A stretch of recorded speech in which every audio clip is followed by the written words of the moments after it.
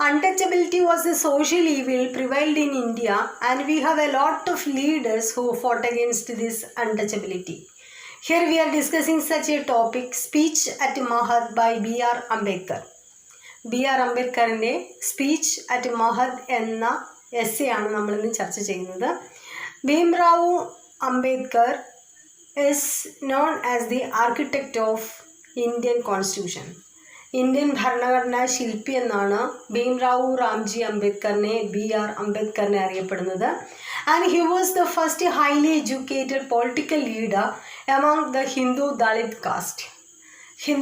ഹിന്ദു ദളിത് കമ്മ്യൂണിറ്റിയിൽ, Dalit means untouchable കമ്മ്യൂണിറ്റിയിൽ ഉൾപ്പെട്ട ഉന്നത വിദ്യാഭ്യാസം നേടിയ ഒരു രാഷ്ട്രീയ നേതാവാണ് അദ്ദേഹം. And in 1947 he became the law minister of India. 1947 സ്വതന്ത്ര ഇന്ത്യയുടെ ആദ്യത്തെ നിയമമന്ത്രിയായി അദ്ദേഹം അധികാരമേറ്റു. And in 1990 he was awarded with Bharat Ratna പോസ്റ്റ്മസ്ലി.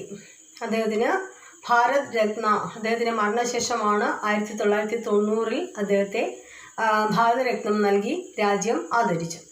And he was deeply influenced by Buddhism. Buddhist ഫിലോസഫിയിൽ ആകൃഷ്ടനായ വ്യക്തിയായിരുന്നു അദ്ദേഹം. And his major works are the administration and finance of the English East India company, the problem of the rupees, its origin and its solution, caste in India, their mechanism, genesis and development etcetera.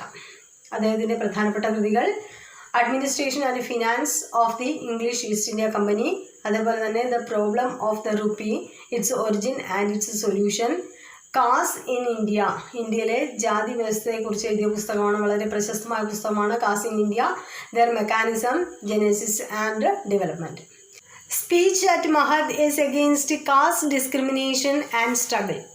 Cast discrimination, ജാതി വ്യവസ്ഥയ്ക്കെതിരായിട്ട്, അതേപോലെ തന്നെ ആ ഒരു കഷ്ടപ്പാടുകൾക്കെതിരെയൊക്കെ, ആ ജാതിയുടെ പേരിലുള്ള വിവേചനങ്ങളും അതിൻ്റെ കഷ്ടപ്പാടുകൾക്കുമൊക്കെ എതിരെയുള്ള ഒരു എസ്സേ ആണ് speech at Mahad. And Mahad is a place located in Raigad district of Maharashtra. മഹാരാഷ്ട്രയിലെ റെയ്ഗദ് ജില്ലയിലാണ് ഈ മഹദ് എന്ന സ്ഥലമുള്ളത്. And it is situated on the banks of the river Savitri. Savitri നദിയുടെ അരികത്തായിട്ട് സ്ഥിതി ചെയ്യുന്ന ഒരു ടൗൺ ആണ്. And the high caste people banned entry of untouchables to Chavdar lake in Mahad as it is a private property reserved for the high caste people. ഈ സാവിത്രി നദിയുടെ തീരത്താണ് ഈ മഹദ് എന്ന പ്രദേശം. ഹൈകാസ്റ്റ് ജനങ്ങൾ, അവിടെയുള്ള കാസ്റ്റ് ഡിസ്ക്രിമിനേഷനാണ്. അതിലെ ഹൈകാസ്റ്റ്, നമുക്കറിയാം ഇന്ത്യയിൽ ചാതുർവർണ്ണ്യം എന്ന ആ ജാതി വ്യവസ്ഥയാണ് നിലനിന്നിരുന്നത്. അതിലെ ഹൈകാസ്റ്റ് ആളുകൾ ആ ഒരു പ്രദേശത്തേക്ക് അൺടച്ചബിളായിട്ടുള്ള ദളിതരായിട്ടുള്ള ആളുകൾ പ്രവേശിക്കാൻ അനുവദിച്ചിരുന്നില്ല. കാരണം അവർ പറഞ്ഞത് it is a private property, അതൊരു സ്വകാര്യ സ്വത്താണ്. അത് മാത്രമല്ല, it is reserved for the high caste people, അത് ഹൈകാസ്റ്റിലുള്ള ആളുകൾക്ക് മാത്രമുള്ള ഒരു പ്രദേശമാണ്, അതുകൊണ്ട് അൺടച്ചബിൾസ് അവിടെ കയറാൻ പാടില്ല എന്നവർ പ്രഖ്യാപിച്ചു. നമുക്കറിയാം ദളിതരായിട്ടുള്ള ആളുകൾ അല്ലെങ്കിൽ അൺടച്ചബിൾ ആയിട്ടുള്ള ആളുകൾക്ക്, ശൂദ്രന്മാർ, നമുക്ക് 4 വർണ്ണങ്ങൾ അല്ലെങ്കിൽ ചാതുർവർണ്ണ്യം, അതായത് ബ്രാഹ്മിൻസ്, ക്ഷത്രിയ, വൈശ്യ ആൻഡ് ശൂദ്ര എന്നീ 4 ഡിവിഷൻസ് ആയിരുന്നു ജാതി വ്യവസ്ഥയിൽ ഉണ്ടായിരുന്നത്. അതിലെ ശൂദ്രന്മാരാണ് ഏറ്റവും താഴേക്കിടയിലുള്ള ആളുകൾ.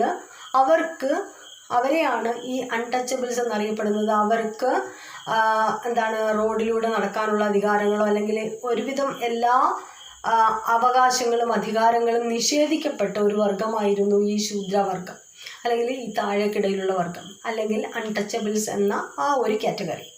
അപ്പോൾ ഈ ജനങ്ങളെ ഈ പ്രദേശത്തേക്ക് കടക്കുന്നതിൽ നിന്ന് ഹൈകാസ്റ്റ് ജനത അവർക്ക് നിരോധനം ഏർപ്പെടുത്തി. And it continues for years. And as a result Ambedkar and his fellow Dalits led an agitation on 20th March 1927. ഈ ഒരു നിരോധനം കാലങ്ങളായി നിലനിൽക്കുന്ന പശ്ചാത്തലത്തിൽ B.R. അംബേദ്കറും അദ്ദേഹത്തിൻ്റെ കൂടെയുള്ള അനുയായികളും, ദളിതരായിട്ടുള്ള അനുയായികളും 1927 March 20 ഒരു ജാഥ നടത്തി അങ്ങോട്ടേക്ക്, ആ ഒരു സ്ഥലത്തേക്ക്, to draw water from the same tank.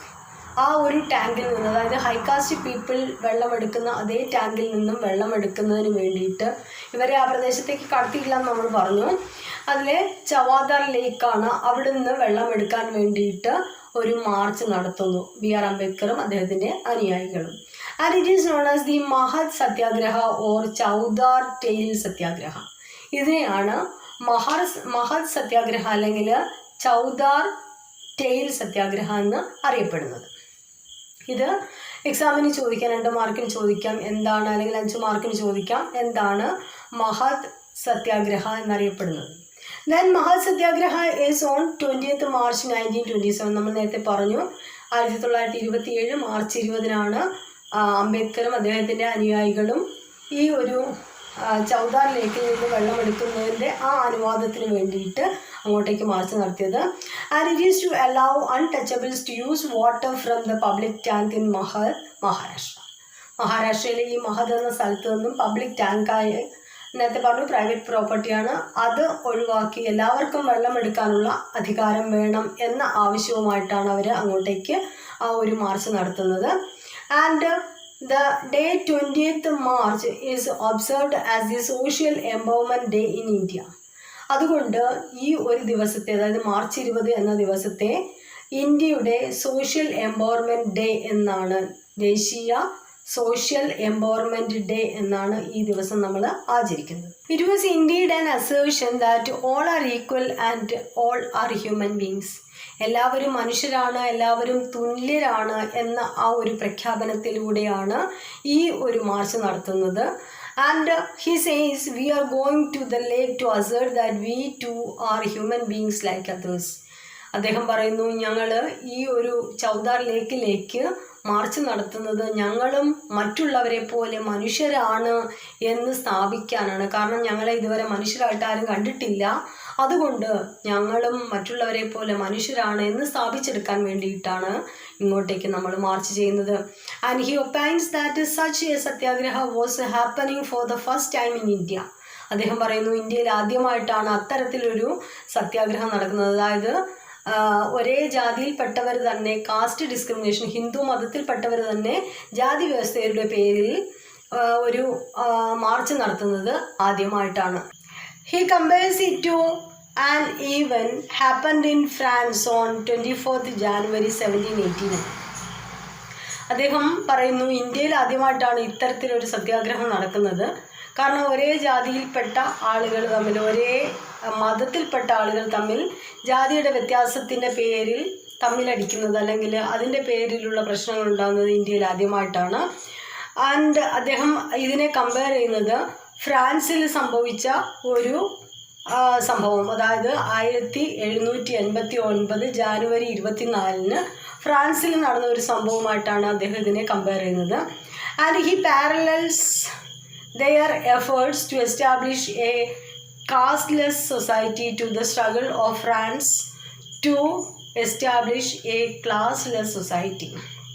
ഇന്ത്യക്കാർ ശ്രമിച്ച ഈ കാസ്റ്റ്ലെസ് സൊസൈറ്റി, ഒരു ജാതി ഇല്ലാത്ത അല്ലെങ്കിൽ ജാതി വിവേചനമില്ലാത്ത ഒരു സമൂഹത്തെ ഉണ്ടാക്കിയെടുക്കുക എന്നത്, ഒരു classless society, rich class poor class എന്നതിൻ്റെ വേർതിരിവില്ലാത്ത ഒരു ഫ്രാൻസിനെ ഉണ്ടാക്കാൻ വേണ്ടിയിട്ട് അവർ നടത്തിയ ആ ഒരു പ്രക്ഷോഭത്തോടാണ് അദ്ദേഹം ഇതിനെ കമ്പയർ ചെയ്യുന്നത്. And to him struggle for caste or class is similar. അദ്ദേഹം പറയുന്നു, അത് ജാതിക്ക് വേണ്ടിയിട്ടായാലും അല്ലെങ്കിൽ എന്താണ് class, rich class poor class, അത് ഒഴിവാക്കാൻ വേണ്ടിയിട്ടായാലും ഈ സ്ട്രഗിൾ രണ്ടും ഒരുപോലെയാണ്. And the French people succeeded in their effort. French ജനത അവരുടെ ആ ഒരു പോരാട്ടത്തിൽ അവർ വിജയിച്ചു. And similarly he hopes that we can build a society without caste. French ജനതയ്ക്ക് ആ ഒരു കാര്യത്തിൽ വിജയം ഉണ്ടായതുപോലെ നമുക്കും വിജയം ഉണ്ടാകും, അതായത് നമ്മളുടെ ഈ രാജ്യത്തും കാസ്റ്റ് ഡിസ്ക്രിമിനേഷൻ ഇല്ലാതെയാകും എന്ന് അദ്ദേഹം പ്രതീക്ഷിക്കുന്നു. And he points out the ideas of the French like freedom, equality and sovereignty of people and country.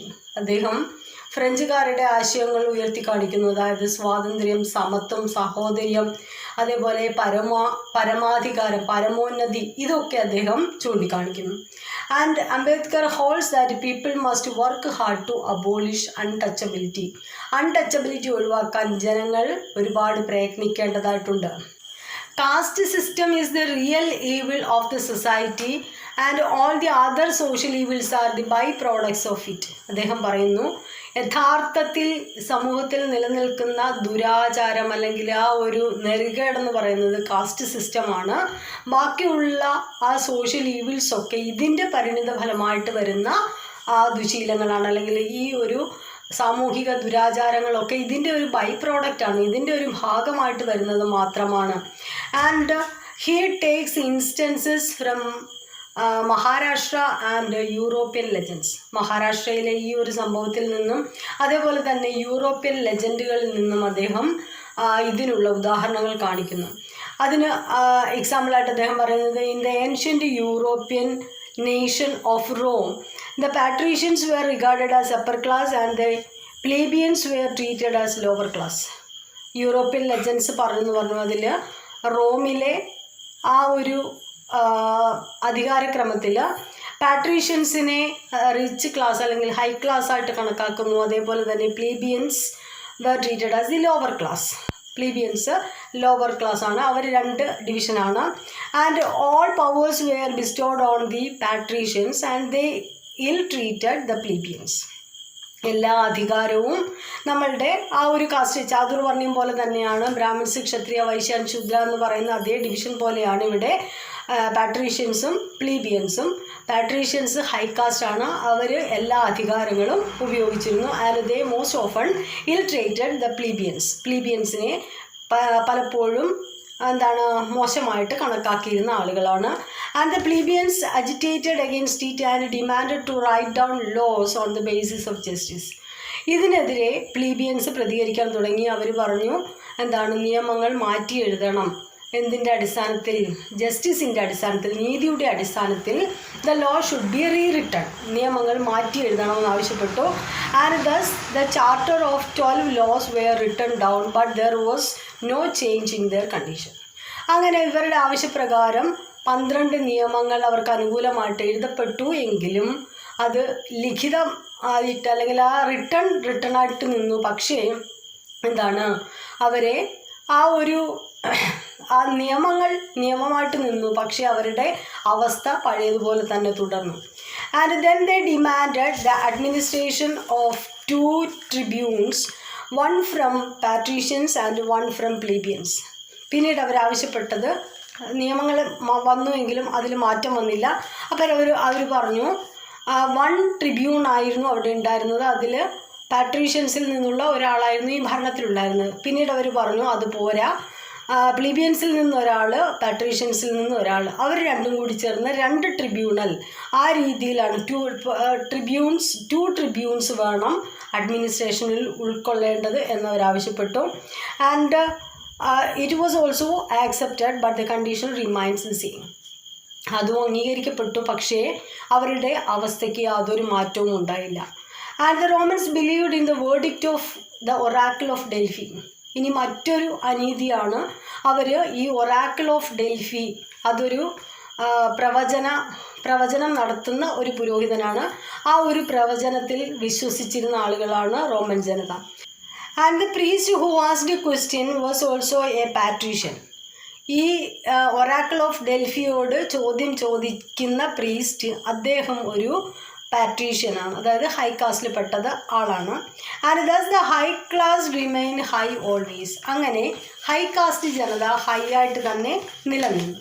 അപ്പോൾ ഈ റോമൻ ലെജൻസിലും അല്ലെങ്കിൽ യൂറോപ്യൻ ലെജൻസിലും ഒക്കെ ഈ ഒരു ഡിസ്ക്രിമിനേഷൻ നമുക്ക് കാണാൻ സാധിക്കും. ഹൈ കാസ്റ്റ് എപ്പോഴും ഹൈ കാസ്റ്റും ലോ കാസ്റ്റും തന്നെയാണ് എന്ന് അദ്ദേഹം വെളിപ്പെടുത്തുന്നു, ആ മഹാരാഷ്ട്ര ഇൻസിഡൻറ്റിലൂടെ വെളിപ്പെടുത്തുന്നു. And he suggest various solutions to eradicate untouchability. ഈ ഒരു അൺടച്ചബിലിറ്റി പോകണമെങ്കിൽ അതിന് കുറച്ച് സൊല്യൂഷൻസ് അദ്ദേഹം പറയുന്നു. First one is promoting inter marriage. It is the best one as it can bring equality. അദ്ദേഹം ആദ്യമായിട്ട് പറയുന്നത് promote inter caste marriage. Inter caste marriage, 2 ജാതിയിൽ നിന്നും കല്യാണം കഴിക്കാൻ പറ്റുന്ന ആ ഒരു ഇൻ്റർ കാസ്റ്റ് മാരേജ്. നമുക്കറിയാം പണ്ട് കാലത്ത് അങ്ങനെ ഒരു ഇൻ്റർ കാസ്റ്റ് മാരേജ് അനുവദിച്ചിരുന്നില്ല. ഒരു ജാതിയിൽ നിന്ന് മാത്രമാണ് കല്യാണം കഴിക്കാനുള്ള അവകാശം ഉണ്ടായിരുന്നുള്ളൂ. അപ്പോൾ ഇൻ്റർ കാസ്റ്റ് മാരേജ് പ്രൊമോട്ട് ചെയ്യുകയാണ് എങ്കിൽ ഒരു പരിധി വരെ ഈ ഒരു ജാതി വിവേചനം ഒഴിവാക്കാൻ സാധിക്കും. പിന്നീട് അദ്ദേഹം പറയുന്നത് another way is to acquire government job and then get financial freedom. മറ്റൊരു മാർഗം ഗവൺമെൻറ് ജോലി നേടിയെടുക്കുക, അങ്ങനെ ഫിനാൻഷ്യൽ സ്റ്റെബിലിറ്റി, ഫിനാൻഷ്യൽ ഫ്രീഡം ഉണ്ടാകുക, അതിലൂടെ സ്വന്തം കാലിൽ നിൽക്കാൻ പറ്റും. അങ്ങനെ ആ ഒരു ജാതി വിവേചനം ഒഴിവാക്കാം. He concludes the speech by saying that untouchability is the mother of all poverty and lowliness that brought him to an adjust state they are living in today. ഈ ജാതി വ്യവസ്ഥ അല്ലെങ്കിൽ ഈ ഒരു അൺടച്ചബിലിറ്റി, തൊട്ടുകൂടായ്മയാണ് ഇവരുടെ എല്ലാ കഷ്ടപ്പാടുകൾക്കും കാരണം. ദാരിദ്ര്യവും കഷ്ടപ്പാടും ഒക്കെ അവരിന്ന് അനുഭവിക്കുന്ന എല്ലാ പ്രശ്നങ്ങൾക്കും കാരണം ഈ ഒരു അൺടച്ചബിലിറ്റിയാണ്. And Mahad is a town in Konkan and was selected for the event as it had a nucleus of support from caste Hindus. ജാതി ഹിന്ദുസ്, കാസ്റ്റ് ഹിന്ദുസ് എന്ന് പറഞ്ഞു കഴിഞ്ഞാൽ ഇവിടെ ജാതിയിൽ ചില ഉന്നത ജാതിയിൽപ്പെട്ട ആളുകളാണെങ്കിലും ഈ ഒരു ജാതി വിവേചനത്തെ എതിർക്കുന്ന കുറേ ആളുകളുണ്ട്. അതായത് ജാതി വേണ്ട എന്ന ആ ഒരു ആശയമുള്ള കുറേ ആളുകൾ, അവരുടെ ആ ഒരു സപ്പോർട്ട് ഉള്ളത് കൊണ്ടാണ് ഇവർ മഹദ് എന്ന ഈ സ്ഥലം തിരഞ്ഞെടുത്തത്. And the leaders are like A.V. ചിത്തർ, അദ്ദേഹം മറാത്തി ആക്ടിവിസ്റ്റാണ്. A.V. ചിത്തർ, അദ്ദേഹം ഇതിൽ പങ്കെടുത്ത ആളാണ്. The next leader is G.N. Sahasrabuddhi, a Chippawan Brahmin of the Social Service League, and Surendranath Tipnis, a CKP, the president of Mahad community. ഇവരുടെയൊക്കെ support, അവർ ഹൈകാസ്റ്റിൽ ഉൾപ്പെട്ട ആളുകളാണ് എങ്കിലും അവർ ലീഡേഴ്സാണ്. അതോടൊപ്പം തന്നെ they are against caste discrimination. ഇവരുടെയൊക്കെ അറ്റൻഷൻ അല്ലെങ്കിൽ ഇവരുടെയൊക്കെ ആ ഒരു പരിഗണന കിട്ടുന്നത് കൊണ്ടാണ് മഹദ് എന്ന സ്റ്റേറ്റ് അല്ലെങ്കിൽ മഹദ് എന്ന ആ ഒരു പ്രദേശം, മഹദ് സ്റ്റേറ്റ് അല്ല, റായ്ഗഡ് എന്ന ഡിസ്ട്രിക്റ്റിലെ ഒരു പ്രദേശമാണ്. ആ പ്രദേശം തിരഞ്ഞെടുക്കാനുള്ള കാരണം ഈ ലീഡേഴ്സിൻ്റെ ശ്രദ്ധയുള്ളത് കൊണ്ടാണ്, അല്ലെങ്കിൽ അവരുടെ പരിഗണന ഉള്ളത് കൊണ്ടാണ്. ആൻഡ് ഇതാണ് ഈ ഒരു സ്പീച്ച് അറ്റ് മഹദ്. ഇതിൽ ചോദിക്കാവുന്ന important questions: what was the root cause of caste discrimination according to B.R. Ambedkar. Ambedkar പറയുന്നതിൻ്റെ റൂട്ട് കോസ് അദ്ദേഹം പറയുന്നു ഈ ഒരു കാസ്റ്റ് ഡിസ്ക്രിമിനേഷൻ അല്ലെങ്കിൽ സോഷ്യൽ ഈവിൾസ് ഒക്കെ വരാനുള്ള പല കാരണങ്ങളുണ്ട്. അദ്ദേഹം പറയുന്ന കാരണങ്ങൾ എന്തൊക്കെയാണ്. പിന്നീട് ചോദിക്കാവുന്നത് why Mahad is selected for the അജിറ്റേഷന് വേണ്ടിയിട്ട് മഹദ് തിരഞ്ഞെടുക്കാനുള്ള കാരണം എന്താണ്. പിന്നീട് ചോദിക്കാവുന്നത് what you mean by Mahad satyagraha എന്താണ്. പിന്നെ ചോദിക്കാവുന്നത് what are the similarities between France and India in agitation. ഈ ഒരു അജിറ്റേഷനിൽ ഫ്രാൻസും ഇന്ത്യയും തമ്മിലൊരു സിമിലാരിറ്റി പറയുന്നുണ്ട്, അതെന്താണെന്ന് ചോദിക്കാം. പിന്നീട് cite examples that B.R. Ambedkar quotes from European ലെജൻസിൽ നിന്നും അദ്ദേഹം കോട്ട് ചെയ്യുന്ന എക്സാമ്പിൾസ് ഏതൊക്കെയാണെന്ന് ചോദിക്കാം. These are the important points. Hope you enjoyed it. Thank U.